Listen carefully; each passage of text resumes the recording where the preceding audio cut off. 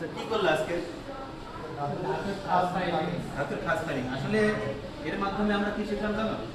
আমরা শুধুমাত্র এটা কিন্তু খুব ছোট জব, এটাতে করতে তোমাদের খুব কষ্ট হয়েছে এমন না, কিন্তু বিষয়টা কি আমরা এটার দ্বারা একটা মেজারমেন্টের আইডিয়াটা পাইছি। কিসের আইডিয়া পাইছি?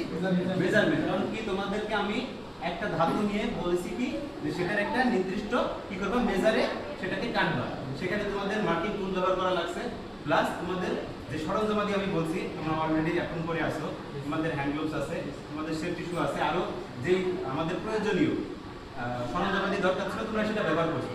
আমাদের মূল উদ্দেশ্য ছিল এভাবে তোমাদের প্রত্যেকটা জিনিস শেখানো, ঠিক আছে? তোমরা কি এর দ্বারা ধাতুর খাস ফাইলিং তো আমরা যাবেন না, কিন্তু তার পাশাপাশি কি তোমরা মেজারমেন্ট জিনিসটা বুঝছো? ওকে, ঠিক আছে।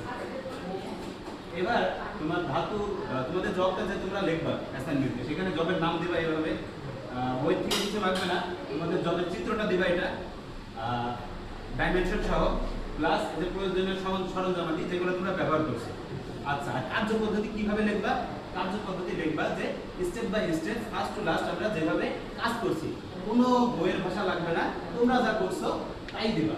আর অ্যাট লাস্ট তোমরা দিবা কি সাবধানতা, তোমাদের সাবধানতা কি প্রয়োজন ছিল, তোমরা এই যে সেফটি ডিভাইসগুলো যে করছো এটাই তোমাদের সাবধানতা দেবে। That's it. আজকের ক্লাস এখানে শেষ।